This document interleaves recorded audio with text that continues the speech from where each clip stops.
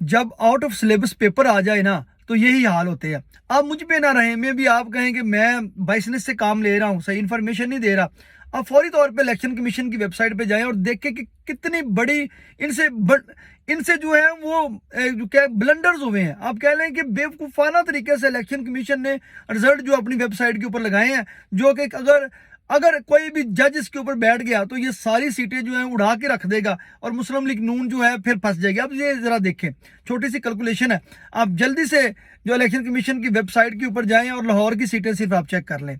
इसके मुताबिक जो है लाहौर की जो 14 कौमी असम्बली की सीटें थी, लाहौर की 14 कौमी असम्बली की सीटों में वोट कितना कास्ट हुआ, वो हुआ है 30,18,565। मीन के 30 लाख से जायद जो वोट है वो कौमी असम्बली की 14 सीटों के ऊपर जो है लोगों ने डाला। अब सूबाई असम्बली की 30 सीटों के ऊपर जो कास्ट जो वोट हुआ है ना वो 28,63,755 है, मीन के 28.5 लाख। अब ये देखें कि कौमी असम्बली के ऊपर 30 लाख कास्ट हो रहा है और सूबाई असम्बली के ऊपर तकरीबन कोई 28.5 लाख हो रहा है। अब 1.5 लाख जो वोट है वोटर वो डालना ही भूल गया है। अब ये देखें, ये थी वो धांधली जो कि इन्होंने जल्दी जल्दी जो है वो, क्योंकि पेपर आउट ऑफ सिलेबस आया था, इनको पता नहीं था कि ये हो जाएगा, किसी के वहम गुमान में भी नहीं था इतना ज़्यादा वोटर निकलेगा और वो इस तरीके से वोट डालेगा।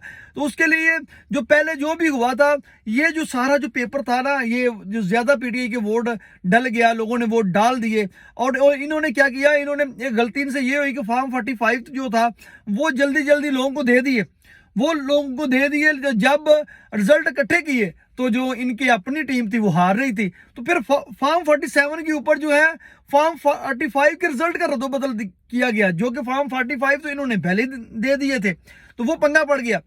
अब वो पंगा जो जब पड़ा और इलेक्शन कमीशन ने जल्दी जल्दी जो है रिजल्ट तो इन्होंने वेबसाइट के ऊपर डाल दिए, लेकिन जब इन्होंने रिजल्ट वेबसाइट के ऊपर डाले तो इतने बड़े फर्क है कि मीन के लाहौर के जो 10 कौमी असम्बली के हल्के हैं उनमें पड़ने वाला वोट जो है और जो 30 सूबाई असम्बली की सीटों में पड़ने वाले वोट के अंदर 1.5 लाख का फर्क है। मीन के 1.5 लाख जो वोटर है वो उसने कौमी असम्बली में तो वोट डाला लेकिन सूबाई असम्बली में डाला ही नहीं है। हर बंदे को 2 पर्चियां मिली और हर बंदे ने दोनों पे वोट डाले। तो अब ये देख लें, ये ब्लंडर जो हैं ये हुए हैं और ये इतने बड़े ब्लंडर हुए हैं कि आप जो है आगे हम तो साफ ही हैं, हम तो सवाल उठा सकते हैं, हम तो बात कर सकते हैं, आगे इसके ऊपर इंक्वायरी करना, इसकी इन चीज़ों को देखना, इनके ऊपर करना। पाकिस्तान की हुकूमत है, पाकिस्तान का निज़ाम है, उसका जो मर्जी दिल करे हमें, लेकिन हमने जो चीज़ें हैं वो पॉइंट आउट करनी है, वो हम आपके साथ कर रहे हैं और करते रहेंगे। तो ये इतना बड़ा जो है जो जनाबे वाला ये मामला हो गया कि अगर ये किसी भी इंक्वायरी में गया, किसी भी अंधों की इंक्वायरी में भी गया तो ये उड़ जाएगा। अंधे भी इसके ऊपर इंक्वायरी करेंगे ना तो ये बोल बोल के वो डिजिट बोलेंगे ना तो वो पता चल जाएगा कि ये कितना बड़ा धांधला हुआ है। बाकी आगे पाकिस्तान है, इसमें चलता चलाता रहता है। तो ये चीज़ें देख लें, आप भी फैक्ट एंड फिगर्स चेक कर सकते हैं, आप भी सिलेक्शन में होने वाली हमारा इसमें क्या कंसर्न, हम ये सिर्फ ये चाहते थे कि फेयर एंड फ्री इलेक्शन हो, पाकिस्तानी अवाम जिसको जो वोट दे वो मुस्लिम लीग नून को दे, मुस्लिम लीग नून हुकूमत बनाए, इना चौड़ा करके बनाए, वो पीपल्स पार्टी को दें या वो पीटीआई को दें या आज़ाद उम्मीदवार को, जिसको भी दें, जिसको वोट अवाम दे वो हुकूमत बनाए, वही हुकूमत करे।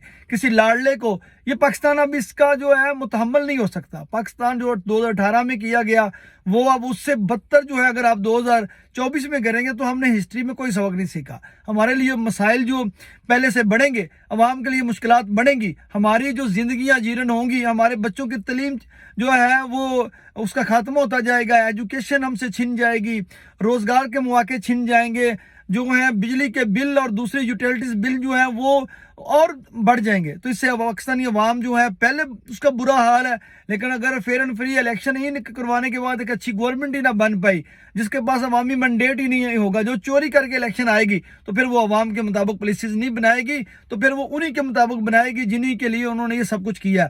बहरहाल ये एक बड़ा ही एक मुश्किल वक्त है पाकिस्तान के ऊपर।